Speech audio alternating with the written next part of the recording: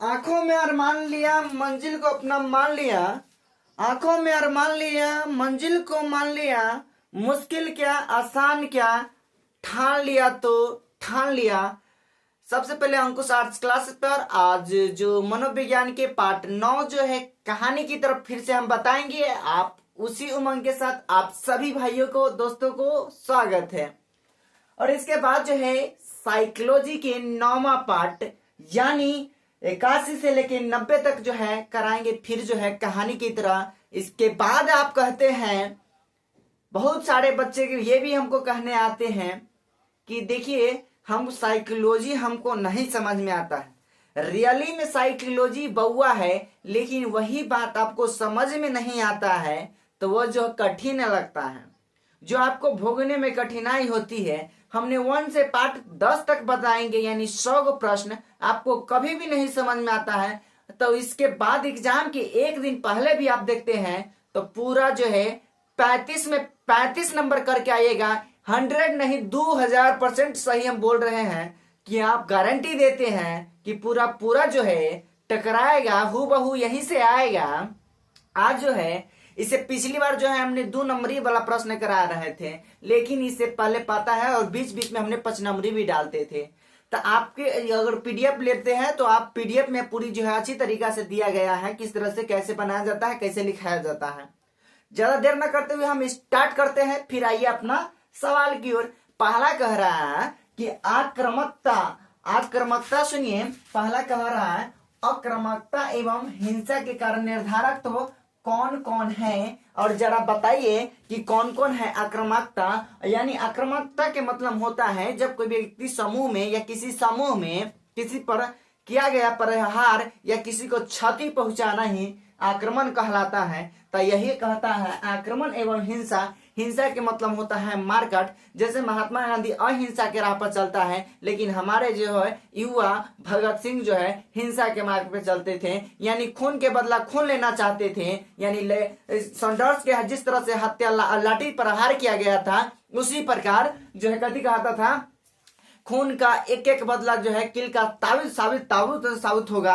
और जो जिस तरह से यानी जो है यानी लाठी का बदला लाठी से लिया जाएगा, खून के बदला खून से लिया जाएगा, वैसा ही जो है यानी किसी के दूसरे के ऊपर जो है हम अगर क्षति पहुंचाते हैं या प्रहार करते हैं या नुकसान पहुंचाते हैं उसी को क्या कहेंगे आक्रमण। तो कहता है हिंसा के कारण निर्धारक तो के मतलब होता है निर्धारण करना। ऐसी कौन कौन सी है, तो ऐसी बहुत ही सारा चीज है। जैसे में कहता है अगर निर्धारण करना है किसी व्यक्ति को तो सबसे पहले आपको क्या करना होगा, सबसे पहले बच्चों को अपना पढ़ाना लिखाना होगा और इस सबसे जो है देख रेख करना होगा। दूसरा क्या है, कहता है कि बच्चों के अनुशासन का महत्व को बताना है, बच्चों को किस तरह से रखना है, डिसिप्लिन में रखना है, कैसे नहीं रखना है, इस चीज को आपको नॉलेज देना होगा। तीसरा कह रहा है कि निर्धारण की सामाजिक अन्याय के नियंत्रण करना, यानी समाज में जो है बाहरी जो है खराब बातों से उसको है अन्याय के मतलब होता है किसी चीज से निपटाना, उन लोगों से दूर थोड़ा बनाए रखना। जैसे जो निगेटिव बातें जो होती है वहां से फिर उसको दूरी बनाए रखे, यानी उसको सुरक्षित रखे, स्कूल में भेजाए और जो है अच्छे अच्छे मंदिर में भेजाए। इस सब से आपको निर्धारण किया जा सकता है। इसके बाद कहता है बच्चों में प्रेम और भाईचारा की शिक्षा करना चाहिए, प्रदान करना चाहिए, मानव जीवन का महत्व बातचीत बताना चाहिए। और कहता है व्यक्ति में कुंठा का भाव न पनपने देना। कुंठा के मतलब की होता है कि कोई व्यक्ति जो है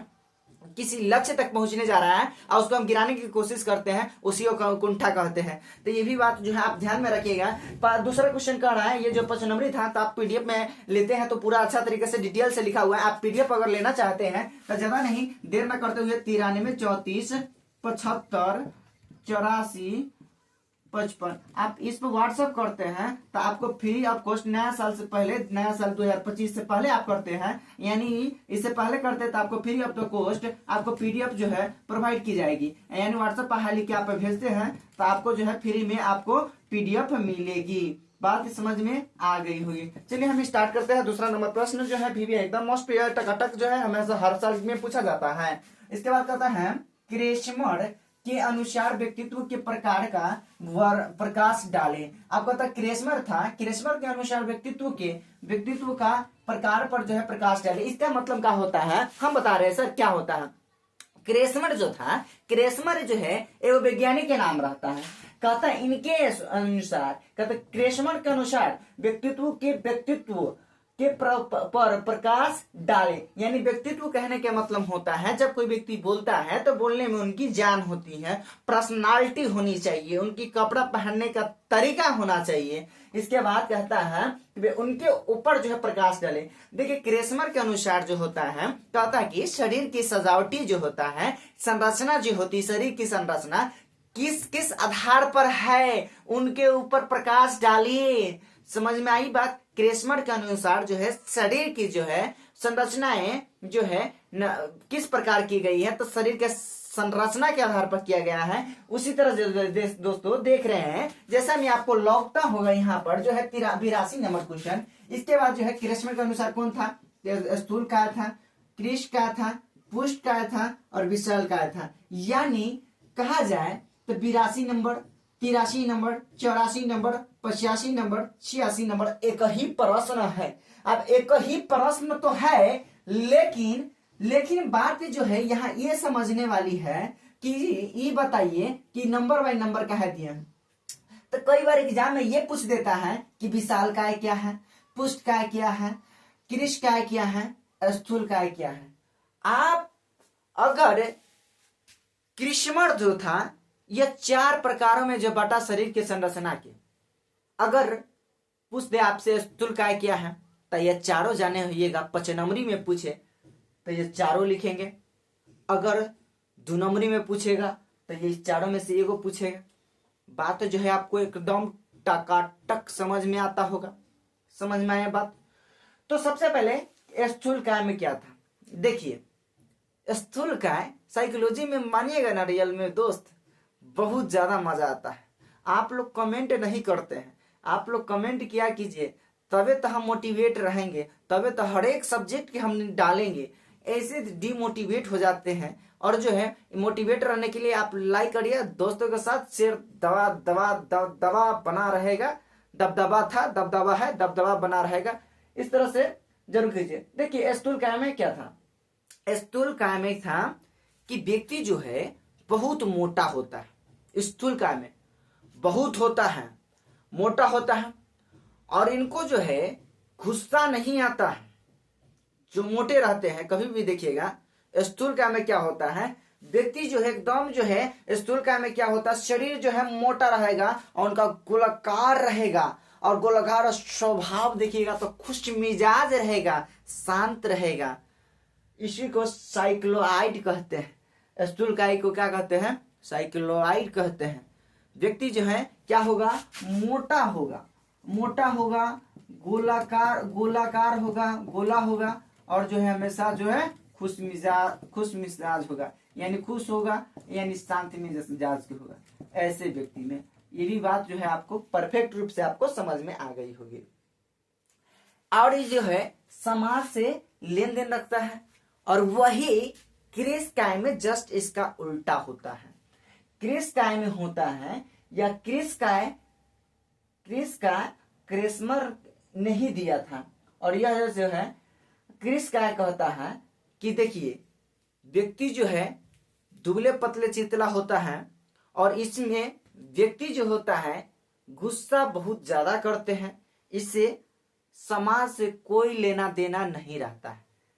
क्रेस काय में आप कहिएगा, जो व्यक्ति मोटा होगा ना उनको गुस्सा नहीं आता है, जो व्यक्ति पतला होता है ना उन्हीं को गुस्सा आता है। उन्हीं का जो व्यक्ति गुस्सा करता है तो खून से जलता रहता है अंदर, उन्हीं का जो है शरीर जो है एकदम पतला होता है। इसीलिए कभी जो है गुस्सा नहीं करना चाहिए। अब जो है पुष्ट काय, अब पुष्ट काय में क्या होता है आप ही बताइए। पुष्ट काय में बहुत न तो लंबे होते हैं और न ही मोटे होते हैं, शरीर के तरह जो है विकसित और सुडौल होता है, यानी विभिन्न परिस्थितियों में अभियोजन जो है लड़ने झगड़ने की क्षमता होती है। यानी पुष्ट काय में जो होता है पोषण शक्ति बहुत रहता है, उसमें जो कोई कार्य करता है तो उसमें से लड़ने की ऊर्जा होती है। यह पुष्ट काय भी समझ में आ गई होगी। आप कहता है विशाल काय क्या है, विशाल जो है विशाल काय के मतलब विशाल के प्रकार जो है क्रेस्मर कहता है कि देखिए इसमें जो है कोई प्रकार नहीं होता है, यही तीनों भाग में से कुछ जो है मिली जुली बात को ही विशालकाय कहते हैं। जैसे में ज्यादा हाइट भी होगा, कम हाइट भी होगा, ज्यादा मोटा भी होगा, कम पतला भी होगा, यानी थोड़ी थोड़ी बातों को, मिली जुली बातों को विशालकाय कहते हैं। एकदम बात समझ में आ गई होगी। इसके बाद कहते हैं मनोगत्यात्मक, यानी मनोगत्यात्मक चिकित्सा की विशेषताओं का वर्णन करें। मनोगत्यात्मक चिकित्सा की वैसी चिकित्सा है जिसमें रोगी के दमित इच्छा को डर से उसको डर हटाते हैं और जो है उसके विचार को बदलते हैं, उसी को मनोगत्यात्मक चिकित्सा कहते हैं। बात समझ में आया? मनोगत्यात्मक चिकित्सा किसे कहते हैं? जो व्यक्ति डर को मिटाना और उसको मिटाने के प्रयास किया जाता है, उसी को मनोगत्यात्मक चिकित्सा कहते हैं। तो मनोगत्यात्मक चिकित्सा कौन दिया था? तो मनोगत्यात्मक चिकित्सा कौन दिया था? तो सिगमंड फ्रायड ने दिया था। कौन दिया था? सिगमंड फ्रायड ने ही दिया था। ये बात जो है एकदम आपको समझ में आ गया होगा। समझ रही बात? अब कहता है कि मनोगत्यात्मक चिकित्साओं की विशेषताओं के लिए तो ये किताब में लिखी है रोगी की स्वतंत्रता में वृद्धि होना चाहिए, पहला नंबर का आता है। तो देखिए कहने का मतलब ये है कि जो है रोगी होता है, जो होता है रोगी, बीमारी वाला व्यक्ति से उसको जो है बोलने की आजादी दिया जाए, वह स्वप्न छुट मतलब जो हर एक चीज के आजादी दिया जाए, उससे जो है प्रेम भाव से बात किया जाए, ताकि आपको ये लगे कि यह जो बात कर रहा है हम एक दूसरे से कनेक्टेड होके जो है, ये नहीं लगना चाहिए स्ट्रेंजर से यानी अजनबी आदमी है, लगना चाहिए तो भाई तो ही है, आपको दिल की बात बताएगा। कई सारा की बात जो है डॉक्टर के पास चले जाता है, उसको से पूछते हैं क्या होता है, तो सर उसका पता ही नहीं हुआ है कि उसको तबीयत खराब तो है, लेकिन उसको पता नहीं है कि सर मेरा तबीयत, ये बुखार लगा है, ये खांसी हो रही है, अंदर से कुछ बीमारी है, जैसे कि उसको बीमारी के नाम पता नहीं होता है। तो ये कई बीमारी तो है, कई प्रकार का होता है। अब चलिए प्रेक्षण, क्या चलेंगे? प्रेक्षण आप कह रहा है। और इसके बाद कैमरा थोड़ा नहीं दिख रहा है, थोड़ा नीचे करते हैं, एक मिनट लाइन पे रहिएगा आप लोग। चलिए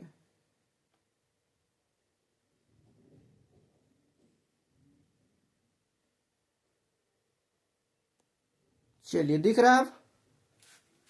चलिए बहुत अच्छा। तो हम चलते हैं, इसके बाद हम प्रेक्षण की बात करते हैं। तो हम सबसे पहले प्रेक्षण की बात करने से पहले हम थोड़ा जान लेते हैं प्रेक्षण के मतलब क्या होता है। तो देखिए प्रेक्षण का मतलब क्या होता है। तो देखिए प्रेक्षण के मतलब होता है पहले से कुछ जो है विचार छुपाना या छुपाना। हम बताते हैं प्रेक्षण का मतलब आपकी रटने की कोई आवश्यकता नहीं होगी। प्रेक्षण का मतलब होता है कि इसका मतलब हम कह सकते हैं दलाली करना, यानी अवशोषण करना। काहे ला कहते हैं? हम इसको जो है प्रूव करके दिखाते हैं। क्यों? सुनिए, आपके जो है मान लीजिए भैंस को बेचना है, आपका भैंस के दाम जो है 25,000 है। दलाल आएगा, आपको बेचवाना है कितना? 25,000 में। वो आएगा, उसको कहेगा कि 30,000। वो आएंगे, ग्राहक के लेके आएंगे, तो आपको पूछेंगे कितना के, तो आपको सिखा देगा कि 30,000 के। आपको वो जो भैंस जो है आपको 30,000 ना कहवा के 35,000 का कहेगा वो दलाल। अब करते करते जो है 30,000 पाया, तो 5,000 वो अपने रख लिया और जो है बेचने वाले को जो 25,000 दे दिया। कितना इनकम हुआ? 5,000 का इनकम हुआ। ठीक है, 35,000 का कहेगा तो 5,000 में घटाओगे, तो 25,000 में बेचवा दिया। इधर भैंस वाला भी खुश, इधर ये लेने वाला भी खुश, ये दलाल भी खुश। यानी अवशोषण करना, यानी पहले से कोई विचार को छुपाना ही प्रेक्षण कहलाता है। प्रेक्षण कौशल है। कौशल के मतलब हुनर होता है। किसी को पढ़ाने में हुनर होता है, तो किसी के क्रिकेट खेलने में हुनर होता है, किसी के सिलाई मशीन के हुनर होता है, तो किसी के डांसिंग करने में हुनर होता है, तो किसी के जनरेटर बनाने में, किसी के टेक्नोलॉजी बनाने में हर एक चीज के कई प्रकार के जो है किसी न किसी प्रकार के उसके अंदर हुनर होता है। बात समझ में आई? किसी को कॉमेडी करने का हुनर है तो ये कहता है 5 नंबर में हर एक साल पूछता है प्रेक्षण कौशल क्या है, उसका प्राकृतिक एवं सहभागी प्रेक्षण का विस्तार से व्याख्या कीजिए। देखिए अब यह क्वेश्चन जो है प्रेक्षण वाला कह रहा है प्रकृति और या लिखे हुए नीचे वाला जो है प्रकृतिवादी और इधर नीचे लिखा हुआ है सहभागी प्रेक्षण। अब जो है ये तीनों जो है देख रहे हैं ये आपको 5 नंबर दिलाएगी। समझ में आ रही बात? ठीक है। मारम बिहार बोर्ड वाला के गोली और खेलम कोचिंग वाला के साथ होली। बात समझ में आई? अब चलिए ये जो है प्रकृतिवादी प्रेक्षण क्या कहते हैं। हमको जो है किताबी भाषा तो बिल्कुल लैंग्वेज हमको समझ में नहीं आया है, हम बताते हैं प्राकृतिकवादी किसे कहते हैं। प्राकृतिकवादी इसको कहेंगे जैसे मान लीजिए आपको खेतों के बेचवाना है, खेत है, खेत को बेचवाना है तो आपको दामों जो है जैसे मान लीजिए जल्दी मान लीजिए कोई इमरजेंसी आ गया तो उसको बेचवाना है, आप उसको दाम लगवा दीजिए, दाम लगा दीजिए, ऑफर मतलब ऑफर लगा दीजिए। खेत तो एक ही है और लोग बहुत है खरीदने के लिए, लोग बहुत है खरीदने के लिए। अब जब ऑफर है तो आपको बहुत सारा एक ही खेत है बहुत सारा जो है व्यक्ति आ जाएंगे तो ऑटोमेटिक आपका दाम जो है ऑफर है बढ़ जाएगा और ऑटोमेटिक जब बढ़ेगा तो उसी को कहेंगे प्रकृतिवादी प्रेक्षण कहेंगे। यानी उसमें जो है इसमें भी बात छुपा हुआ है कि नहीं बताओ, और जो है पहले से उसको पता था कि मेरा दाम खेत का बढ़ेगा नहीं ना, इसीलिए कहते हैं। अब सहभागी परीक्षण क्या होता है? सहभागी के मतलब होता है सहयोग करना। अब इस परीक्षण में क्या होता है, क्या है तू गिर रहा है भाई? सहभागी परीक्षण में होता है मान लीजिए मेरा खेत है चाहे मेरा भाई का खेत है तो मेरा भाई जी का खेत है तो किसी दूसरे व्यक्ति के हाथ से नहीं बेचेंगे बल्कि अपने भाई या मुझसे बेचते हैं तो उसी को सहभागी परीक्षण कहते हैं। उम्मीद करते हैं, आशा नहीं पूरा उम्मीद करते हैं कि यह वीडियो जो है पार्ट जो है 9 जो है पूरा दिमाग में फिट हो गया होगा और समझ में आया है तो लाइक कमेंट सब्सक्राइब करना ना भूले और दोस्तों के साथ शेयर करें। Thank you. वीडियो देखे हैं इसके लिए आप सभी को बहुत बहुत धन्यवाद। और खुद से आप नोट बना सकते हैं और पीडीएफ लेने के लिए आप हमसे संपर्क करेंगे। जय हिंद, जय भारत।